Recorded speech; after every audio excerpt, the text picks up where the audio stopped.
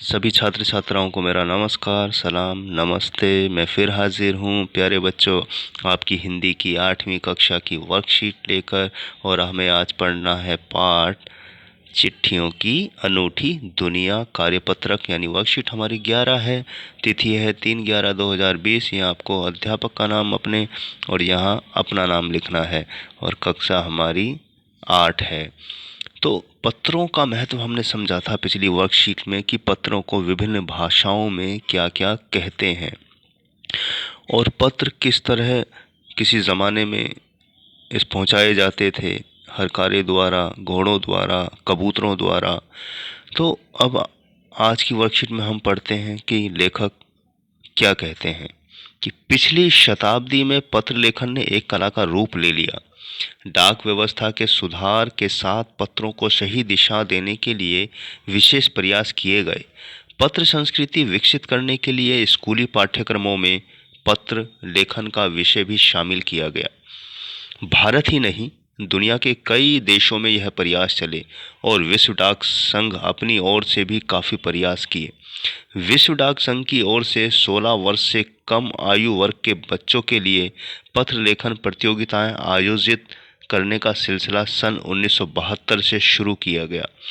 यह सही है कि खास तौर पर बड़े शहरों और महानगरों में संचार साधनों के तेज विकास और अन्य कारणों से पत्र की आवाजाही प्रभावित हुई, पर देहाती दुनिया आज भी चिट्ठियों से ही चल रही है। फैक्स, ईमेल, टेलीफोन तथा मोबाइल ने चिट्ठियों की तेजी को रोका है, पर व्यापारिक डाक की संख्या लगातार बढ़ी है।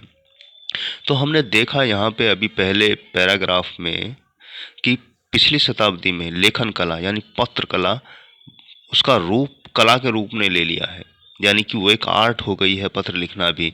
और डाक व्यवस्था, जहाँ हमारी पोस्ट ऑफिस की व्यवस्थाएं सुधरती गई हैं, वहीं पत्र को सही दिशा देने के लिए कोशिशें भी तेज हुई। तो पत्र संस्कृति को, पत्र कल्चर को, लेटर कल्चर को विकसित यानी उसको बढ़ावा देने के लिए स्कूलों में पाठ्यक्रम में पत्र लगाए गए, लेखन शामिल किया गया पत्रों का।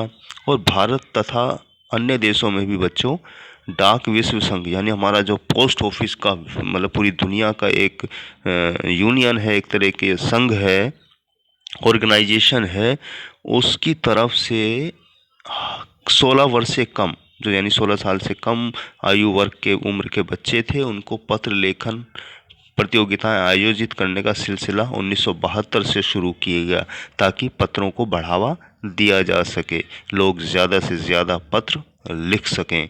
यह सही है कि बड़े शहर और महानगरों में संचार की सुविधाएं ज़्यादा हैं, मोबाइल है, टेलीफोन है, ईमेल है, तो इस कारण से पत्र थोड़े कम हो गए, यानी कि उनका आना जाना थोड़ा कम हुआ, क्योंकि लोग मोबाइल, इंटरनेट इन सब का इस्तेमाल करते हैं और तुरंत उनकी बातें पहुंच जाती हैं, चिट्ठी लिखने की ज़रूरत नहीं पड़ती है।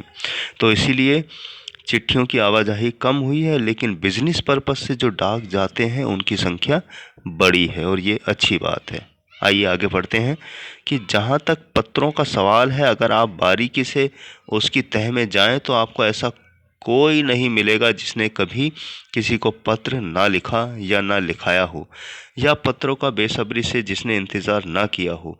हमारे सैनिक तो पत्रों का जिस उत्सुकता से इंतज़ार करते हैं उसकी कोई मिसाल ही नहीं है। एक दौर था जब पत्रों का महीनों इंतज़ार करते थे और अब बात नहीं। परिवहन साधनों के विकास ने दूरी बहुत घटा दी। पहले लोगों के लिए संचार का इकलौता साधन चिट्ठी ही थी, पर आज और भी साधन विकसित हो चुके हैं। तो प्यारे बच्चों, आपने देखा कि अगर हम देखें कि सभी ने अपने जीवन में कभी ना कभी पत्र लिखा ही है। शायद आज के दौर में उतना नहीं है, आप बच्चे शायद पसंद नहीं करते, लेकिन मैं कहता हूँ आपको पत्र लिखना चाहिए। सभी उस ज़माने में, पुराने ज़माने में अगर आप अपने माता पिता या दादा दादी से पूछें तो आपको पता लगेगा कि पत्रों का कितना महत्व था। लोग इंतज़ार किया करते थे और बार बार उसको पढ़ा करते थे। और सैनिकों का तो देखिए प्यारे बच्चों, बेचारे बॉर्डर पे बैठते हैं, वहाँ जहाँ उनको उतनी सुविधाएं संचार की या इंटरनेट इन तरह की नहीं मिलती हैं, तो पत्र तो उनके लिए जैसे कोई भगवान का संदेशा हो गया। इतना बेसब्री से वो इंतज़ार करते हैं, जिसकी कोई आप मिसाल ही नहीं दे सकते। वही ना कि हमने तरक्की तो बहुत कर ली है, लेकिन दूरियां मिट गई हैं। यानी कि दूरियां पत्रों को यानी इंटरनेट के ज़रिए पहुंचाने की तो ख़त्म हो गई हैं, लेकिन एक दूसरे की जो भावना है वो सब थोड़ी कम हो गई है। क्योंकि पत्रों में भावनाएं होती हैं, प्यार होता है, अपनापन होता है, और कई कई दिनों तक उस पत्र को लोग पढ़ते रहते हैं, बार बार खोल खोल के। तो पहले लोगों के लिए केवल इकलौता साधन चिट्ठी ही था, और आज बहुत सारे साधन, मोबाइल, इंटरनेट, इस तरह की चीज़ें विकसित हो गई हैं। तो पत्रों के बारे में हमने थोड़ा सा जाना कि क्या क्या प्रयास हुए पत्रों के बढ़ावा देने के लिए, और आज क्या है और कितना फ़र्क अब तक आ चुका है, कुछ चीज़ें हमने जानी। तो आइए बढ़ते हैं प्यारे बच्चों प्रश्न उत्तर की तरफ। उससे पहले हम शब्दों के अर्थ जान लेते हैं। शताब्दी का मतलब होता है 100 वर्ष, प्रयास का मतलब कोशिश, संस्कृति का मतलब परंपरा, विकसित का मतलब बढ़ावा देना, आवाजाही का मतलब आना जाना, देहाती का मतलब गांव या ग्रामीण, तह मतलब गहराई, मिसाल मतलब उदाहरण, परिवहन मतलब यातायात। तो बच्चों आपने शब्दों के अर्थ भी समझ लिए हैं। तो अब हमारा पहला प्रश्न है कि पत्र संस्कृति विकसित करने के लिए क्या क्या किया गया। तो आइए देखते हैं इसका उत्तर हम।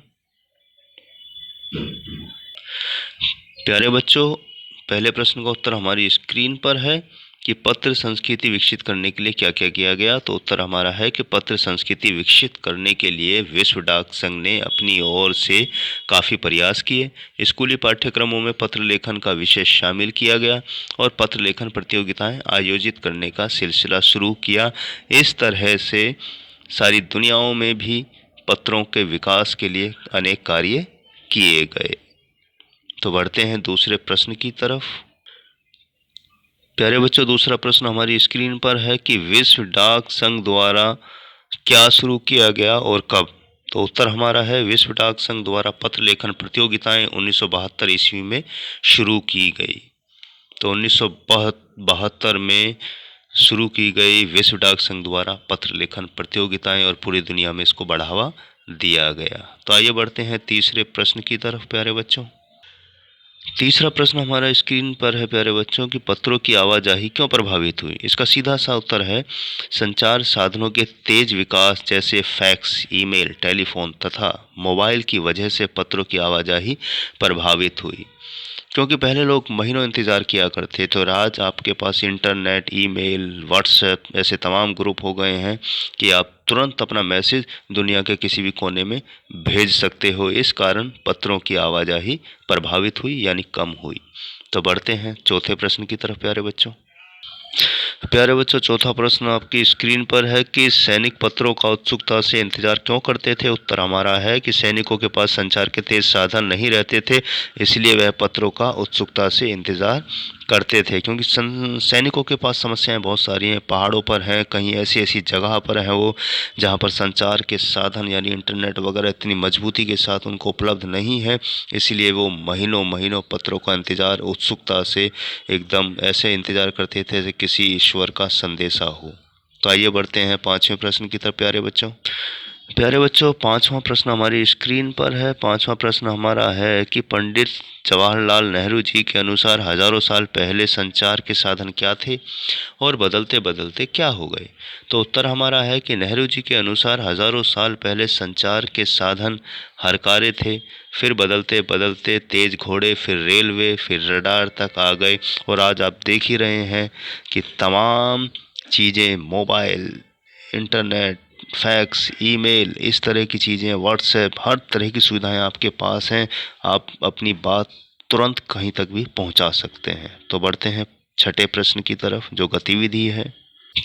छठा प्रश्न हमारा स्क्रीन पर है। ये एक तरह की गतिविधि है, इसमें आपको अपने किसी सैनिक को पत्र लिखना है जिसको आप जानते हैं। वो सैनिक कोई भी हो सकता है, फौजी। तो आइए पत्र का नमूना हम देख लेते हैं। तो आपको सैनिक यानी अपने किसी मित्र जो कि सैनिक हो उसको पत्र लिखना है। तो यहाँ आपका पता आ जाएगा, यहाँ तारीख हो जाएगी, यहाँ उनका मित्र का नाम, और यहाँ प्यार यानी कि प्रिय मित्र, बहुत प्यार, मुझे तुम्हारी खबर मिली, पता चला आजकल तुम नाथुला चीन बॉर्डर पर ड्यूटी कर रहे हो। चीन के साथ आजकल भारत के रिश्ते ठीक नहीं चल रहे हैं। ऐसा लगता है जैसे कभी भी युद्ध हो सकता है। मुझे तुम्हारी चिंता हो जाती है।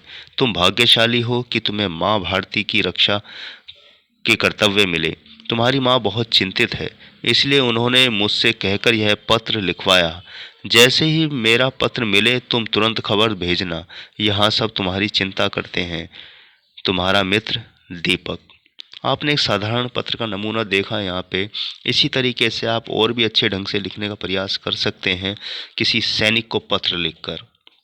तो उम्मीद करता हूँ कि आप ज़रूर पत्र लिखेंगे और कमेंट बॉक्स में भी लिखेंगे।